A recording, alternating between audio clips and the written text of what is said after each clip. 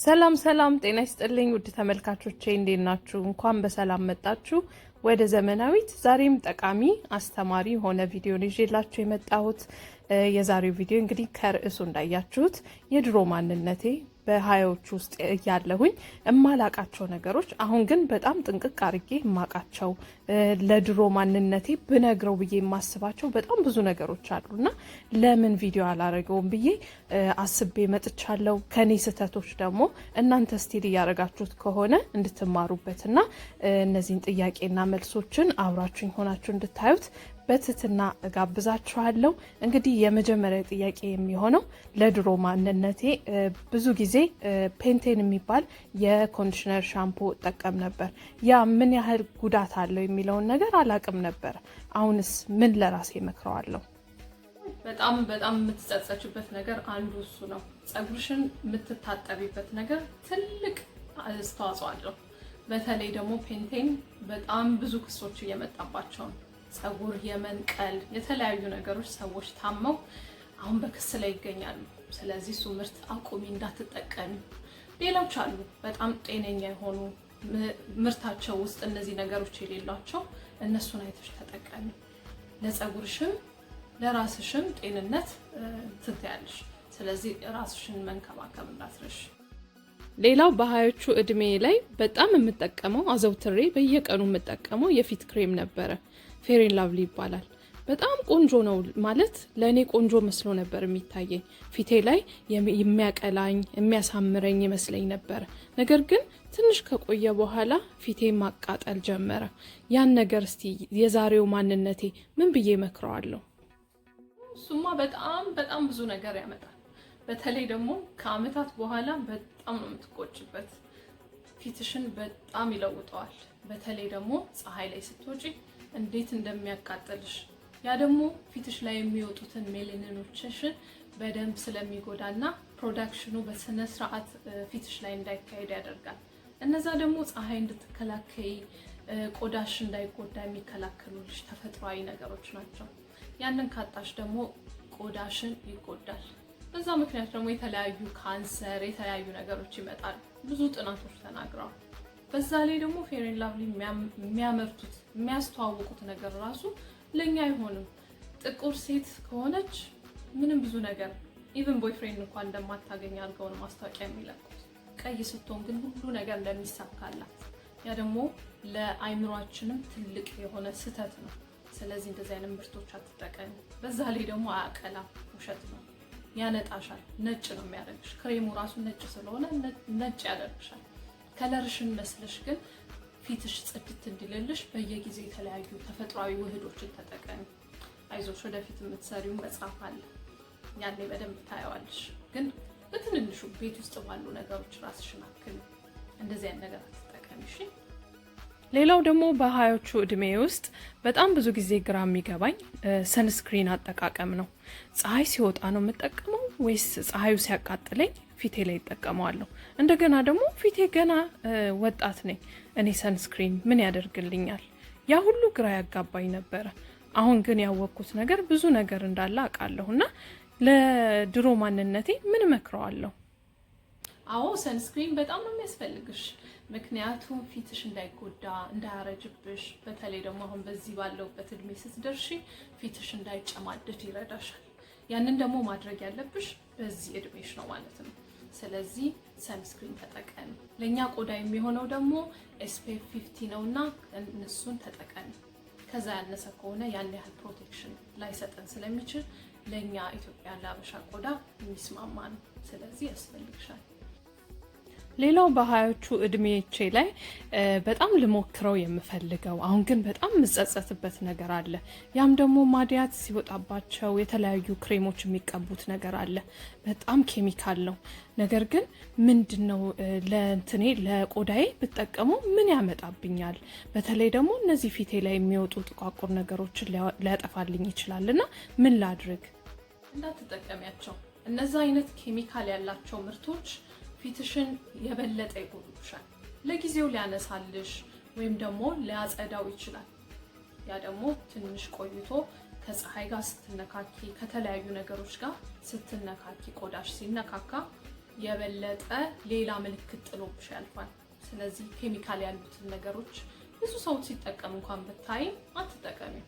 ብዙ ሰው ተጠቀመው ማለት ያ ነገር ትክክል ነው ማለት አይደለም። ማስታወቂያ እንኳን ተለቆ ብታይ ያ ነገር ትክክል ነው ማለት አይደለም። ብዙ ጊዜ እንኳን የፊት ቅባትና የተለያዩ ምርቶች የምግብ ቁጥጥር ራሱ ትንሽ ዝቅ ያለ ነው ሀገራችን፣ መቼም ታውቂዋለሽ። ስለዚህ ራስሽን ለማከም ከፈለግሽ መጀመሪያ SPF ያለው ሰንስክሪን ተጠቀሚ። ሌላው ደግሞ ከፀሐይ ለመከላከል ጃንጥላ፣ ኮፍያ፣ የተለያዩ ነገሮች እያደረግሽ ፊትሽ እንዳይጎዳብሽ ማድረግ ነው ያለብሽ። ፊትሽ ተበላሽቶ የተለያዩ ነገሮች ከመጠቀም መጀመሪያውኑ መጠንቀቅ ይሻላል ማለት ነው። ሌላው በሀያዎቹ እድሜዎቼ ላይ በጣም የምጠቀመው ከቦርሳ የማይጠፋ ከቤቴ የማይጠፋ የፊት ፓውደር ነው። ፊቴ ላይ ፓውደር በማድረግ ፊቴን ጽድት ያለና ጥርት ያለ ለማድረግ እሞክራለሁ። ያ ነገር ግን ጉዳት ይኖረው ይሆን አይኖረው ይሆን ከምንድን ነው የተሰራ የሚለው ነገር ምንም አላቅም። እስቲ ዛሬ ምን እመክራለሁ ለራሴ? ፓውደር መጠቀም እኮ ፊት አያጠራም። ፋውንዴሽንም ፓውደርም ያን ያህል ፊት አያጠራም፣ ይከቨር ያደርገዋል። ያ ደግሞ ፊትሽ ቀዳዶቹ እንዲከደኑ በደንብ አየር እንዳይገባውና ፊትሽ እንዲጎዳ ያደርገዋል። ያንን ለመከላከል ባትጠቀሚ ትችያለሽ። ግዴታ ፊትሽ ጥርት እንዲል እነዛን ነገሮች መጠቀም የለብሽ። ዋናው የሴት ልጅ በየጊዜው በየቀኑ ፊቷን ሞይስቸራይዝ ማድረግ አለባት። ሞይስቸራይዘር ደግሞ ለፊት ተብሎ የሚሰሩ ቅባቶች አሉ። ዝም ብሎ ሎሽን ለሰውነት የተሰራውን መጠቀም ጥሩ አይደለም፣ ቆዳሽን ሊጎዳው ስለሚችል። ለፊት ተብሎ የተሰሩ ሞይስቸራይዘሮችን ከቆዳሽ አይነት ጋር የሚስማማው መርጠሽ ተጠቀሚ። እሱን አድርገሽ ፊትሽን በየጊዜው ስክራብ እያደረግሽ ብትጠቀሚ ያን ያህል ምንም አይወጣሽ፣ ቆዳሽ ጽድት ነው የሚልሽ። ያው አሁን ምንም አልተቀባሽ። ስለዚህ አትሳሳች እዛን ላይ። ሌላው ደግሞ በሀያዎቹ እድሜዎቼ ላይ እንደሱስ ሆኖ ካለሱ መንቀሳቀስ የማልችልበት ነገር ሂማን ሄር ነው። ሂማን ሄሩን መጀመሪያ መሰፋት ነበር የማደርገው። ስሰፋ ጸጉሬ ሲፈታ በጣም ይበጣጠስና ይወልቅብኝ ነበረ። ከዛ በኋላ ግን ክሊፑን ጀመርኩኝ። ክሊፑ ደግሞ ምን ጉዳት እንደነበረው አላቅም ነበረ። ታዲያ ያንን እየተጠቀምኩ ጸጉሬ ለምን እንደማያድግ ይገርመኝ ነበር። የተለያዩ ትሪትመንቶችን እጠቀምለት ነበር በዛ ጊዜ ራሱ፣ ግን ጉዳቱ ለምን እንደማያድግ አላቅም ነበረ። እንዴት ብሎ ጸጉርሽ ያድጋል? ከስር የተለያዩ ነገሮች እያደረግሽበት፣ በተለይ ባትሰፊው ራሱ ጸጉርሽ ክሊፕ በምታረጊበት ጊዜ ክሊፑ እየሳበው ጸጉርሽን ይነቃቀልብሻል። በዛ ላይ ደግሞ ክሊፑ ከብረት ነው የሚሰራው። ያ ብረት ደግሞ ከጸጉርሽ ጋር ሲገናኝ እንዳይበቅል ያደርገዋል ጸጉርሽን። ያ ደግሞ በጣም መጥፎ ነው። ጸጉርሽ እየሳሳ ይሄዳል። ከትንሽ ዓመታት በኋላ ታይዋለሽ እንዴት አድርጎ ጸጉርሽን እንደሚያሳንስ እና ቢቀርብሽ ይሻልሻል። ምንም አያደርግልሽም። በዛ ላይ የምታወጪውን ብር አስበሽዋል? ባለፈው ያወጣሽው ትዝ ይልሻል? በጣም ብዙ ብር ነው። ስለዚህ ይቅርብሽ። ራስሽን መስለሽ ለጊዜው ነው። አጭር ጸጉር ቢሆን ደግሞ ጸጉር እኮ ግዴታ መርዘም የለበት። ባለው ቁመት ባለው ነገር ጤናማ አድርገሽ እየተንከባከብሽው በተፈጥሮ ነገር ማሳመር ማሳደግ ትችያለሽ። ትዕግስትን ያጣሽው። ስለዚህ ታግሰሽ ራስሽን ከተንከባከብሽው ትደርሽበታለሽ። ብርሽንም ሴቭ አድርጊው። ለብዙ ነገር ይጠቅምሻል። ወደፊት ለሚያጋጥሙሽ ነገር ይጠቅምሻል። ሴት ልጅ ደግሞ ብልህ ስትሆን ነው ጥሩ። ይሄንን ነው መመክርሽ። ሌላው በዛ እድሜ ላይ በጣም ከሚያሳስቡኝ ነገሮች ኪሎዬን መቆጣጠር ነበረ። የተለያዩ ዳይቶች ጀምራለሁ። ከዛ በኋላ ግን ከቀነስኩ በኋላ መልሼ ደግሞ ወፍራለሁኝ እና ምን አይነት ዳይት እንደምጀምር እንደምጠቀም ግራ ይገባኝ ነበር። ዳይት እኮ ስላደረግሽ አትከሽም። ለጊዜው ልከሽ ትችያለሽ። የከሳሽም ሊመስልሽ ይችላል። ግን ልክ ዳይትሽን ስትጨርሺ ስትበይ ተመልሰሽ ትወፍሪያለሽ። ያ ደግሞ ሰውነትሽ እንዲጎዳ ያደርገዋል። ከዚህ ሁሉ የህይወት ለውጥ አድርጊ። ኤክሰርሳይዝ ማለት ግዴታ ስፖርት ቤት ሄዶ መስራት አይደለም። በየቀኑ ወክ ማድረግ፣ ከስራ ስትመለሽ ትንሽ ወክ አድርጊ። እንዲሁም ደግሞ አበላልሽንም አስተካኪ። ምን አይነት ምግብ ነው የምትመገቢው? ቁርስ ነው የምትበይው? እራት ነው የምትበይው? እንዴት ነው የምታደርጊው? ያንን ካስተካከልሽ ራስሽ ይለወጣል። በየጊዜው እየተለወጥሽ ትመጫለሽ። ከዛም ጤናማ አኗኗር ዘዴ ይኖርሻል ማለት ነው።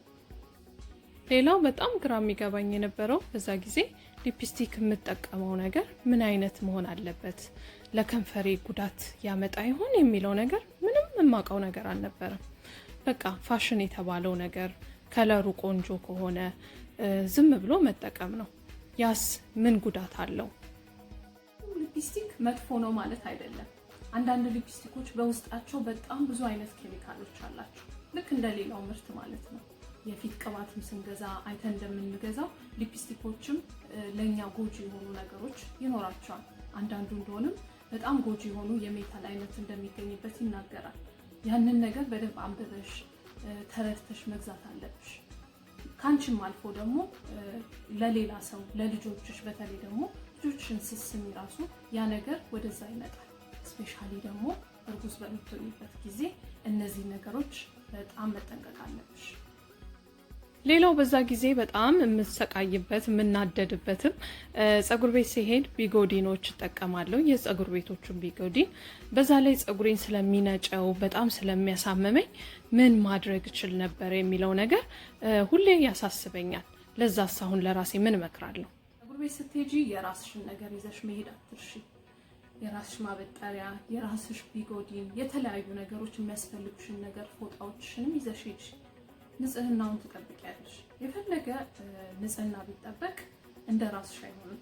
ለራስሽ የሚያስፈልግሽን ነገር ጥንቁቅ ሴት ሆነሽ ተዘጋጅተሽ ሂጂ። በዛ ላይ ደግሞ ጸጉርሽን የማይነጩ ነገሮችን ራስሽ መርጠሽ ስለምትገዢ ጸጉርሽ እንዳያልቅና እንዳይበጣጠስ ትረጂዋለሽ። የተቻለሽ መጠን ደግሞ ቤትሽ ራስሽ ጥብ አድርገሽው ብትሄጂ በቀላሉ ጸጉርሽን ታድኛዋለሽ ማለት ነው። ሌላው ደግሞ በዛ እድሜ ላይ በጣም የምቸገርበት ፋሽን በጣም ወዳለሁ። እንዲሁም ሂል ጫማ ማድረግ በጣም ደስ ይለኛል። ነገር ግን እግሬን በጣም ነው የምታመመው። ፋሽን ተከታይ ለመሆን ግዴታ እንደዚህ ኮምፈርት የሌለው ነገር ማድረግ አለብኝ? እስቲ ዛሬ ምን ምከራለሁ ለራሴ? ፋሽን ስለሆነ ብቻ እኮ አንቺ መልበስ የለብሽም። ራስሽን የሚያምርብሽን፣ ሰውነትሽ እኮ ከሁሉም ሰው ይለያል። የራስሽ የሚያምርብሽን ምን አይነት አለባበስ ልልበስ፣ ከኔ ጋር ምን ይሄዳል፣ ያው ጊዜውን ያማከለም ነገር ቢሆን ጥሩ ነው። እንደገና ደግሞ ሁሌ ሂል ነገር ጫማ መደረግ የለበትም። አንድ ሴት ዘንጣለች ወይም አምሮባታል ለመባል ግዴታ ትልቅ ሂል ላይ መሆን የለብሽም። ራስሽን የሚያሳምርሽ ከቁመናሽ ጋር የሚሄድ ነገር ፈልገሽ፣ በተለይ ደግሞ ኮምፈርትሽን የማይነሳሽ ነገር፣ ምቾት ያለው ነገር ብቻ መልበስ አትርሺ። ፋሽን ስለሆነ ብቻ መደረግ አለበት ማለት አይደለም።